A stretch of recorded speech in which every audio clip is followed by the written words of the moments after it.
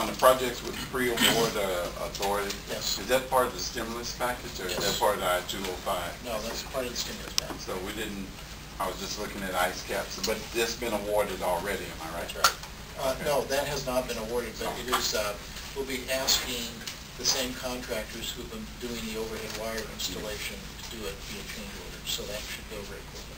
Oh, okay. I don't want to belabor it, Mr. Chairman. I just hit me again. Remember we talked about, who's going to build the new transit cars that will be needed in the future. Are we following up with Oregon Iron Works, Fred? And it hit me. I was talking to the governor. The Freightliner plant will be empty in a year and a half. And there'll be that's a production plant that's set up for heavy production.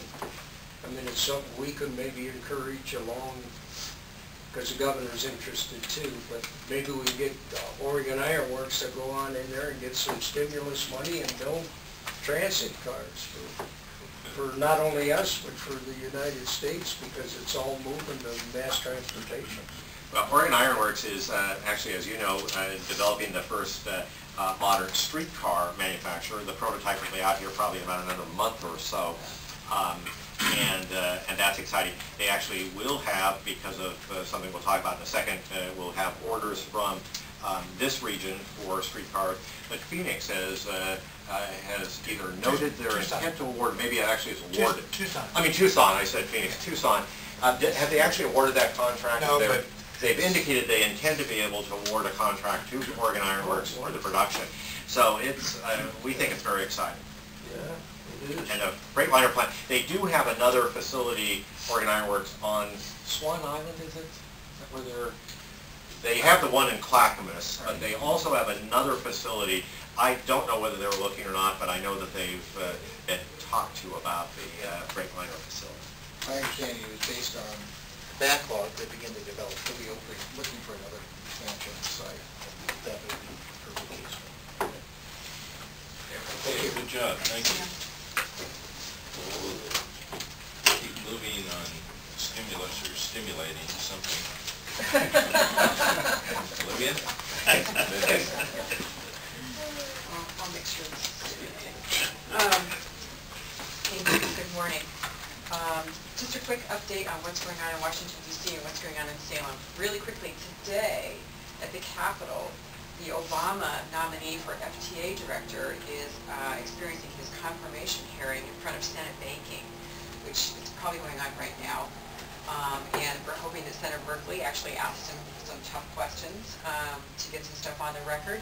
But this is a man, Peter Rogoff, who spent at least 20-25 years in Senate Appropriations staff, knows a lot about transportation.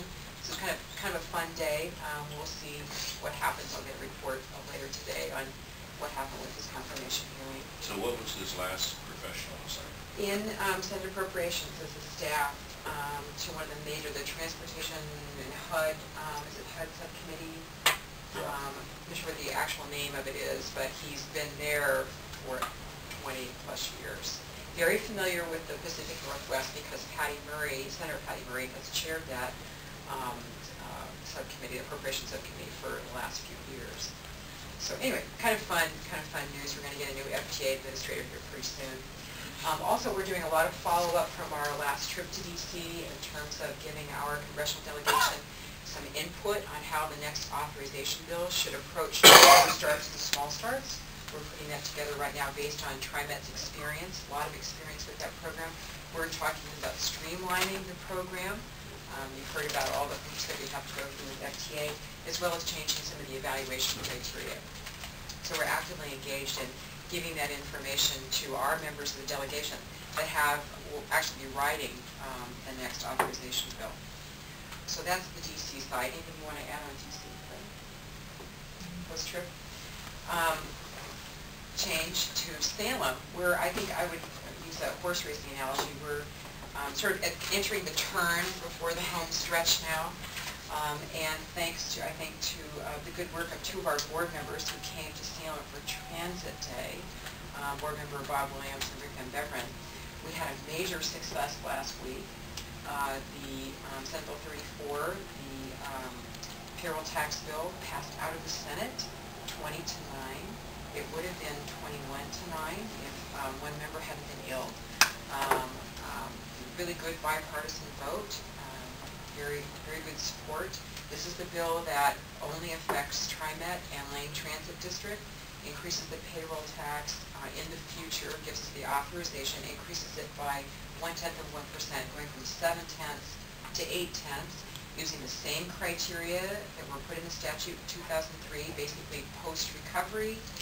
You would have to make a finding that the economy is recovered to the extent it would justify making that kind of an increase. It has to be phased in again over a 10-year period, 1/100th of a percent per year. Same criteria that we use based on employment growth and income growth. That bill now moves to the House, probably going right to House Revenue.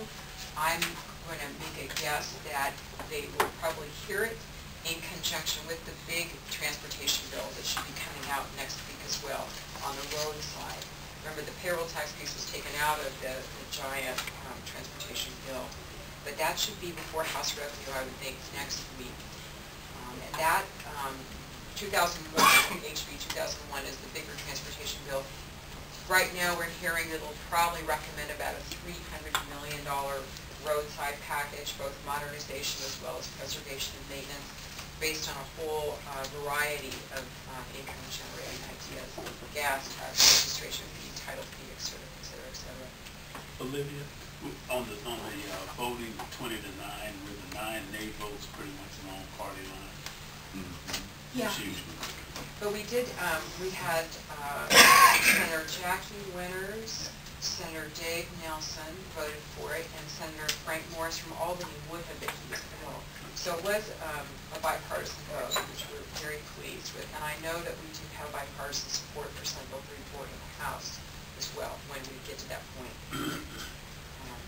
But it more than exceeded what was required to get that bill passed, too, which we're very thankful for. And the general manager has been sensing the pulse of some of the largest payers. Absolutely. We used, as we did in 2003, we produced a letterhead that has, or a sheet with the logos of a number of the large payroll taxpayers who are supportive of the associations, everything from the Portland Business Association, the Oregon Business Association, but also U.S. Bank, the Trailblazers, others that have been a part of the endorsement.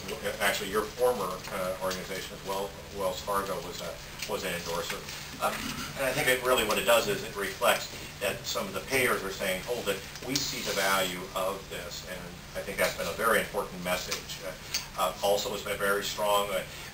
Each time we testify on this, it has generally been us who have testified. On one side is Bob Shiprack, representing the trades, the building trades, and on the other side is the representative from the business associations, either Portland Business Association or others, saying this is important. So it's been a very united front that I think has been key to be able to get past. And actually, we're still adding support to that. Just about a week ago, the Associated General Contractors came on board, but we're still gathering more logos. But we do have a logo page very close to what we had in 2003.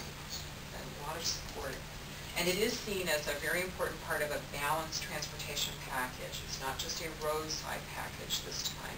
It includes transit. The legislature is really struggling with how to help finance transit because we don't have a sales tax, which is what most states use. They really struggle with that. They're also looking at helping to increase the funding for elderly and disabled transportation. We made a very strong case about what's happening demographically, what's happening to us with the Lyft service. But unfortunately, it's very difficult for them to piece something together. The federal cigarette tax increase of 61 cents is now having an impact on our, projected to have an impact on our current cigarette tax revenues. So we're going to be fighting to just remain whole on the elderly and disabled side. They are looking at other possibilities, everything from flexing some of the federal funds that ODOT receives, just lottery money, to whatever they can piece together to try to help with elderly and disabled transportation. But I think Friday, when the state revenue forecast comes out, and it's going to be grim, I mean, and telling people, I think it's going to start raining inside the building, I think it's going to be even more difficult for us to gain a lot of traction on elderly and disabled children.